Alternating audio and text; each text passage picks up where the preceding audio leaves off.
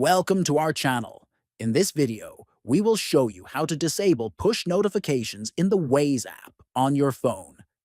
If you find the notifications distracting or unnecessary, this guide will help you turn them off quickly and easily.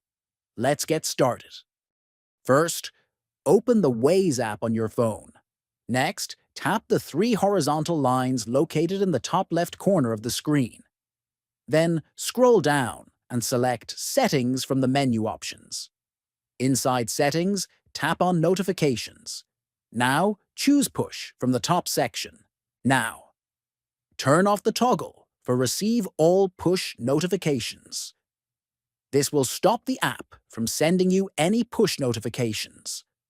Finally, scroll down to the bottom of the screen and tap on Save to confirm your changes. This will ensure your preferences are applied and you will no longer receive push notifications from Waze.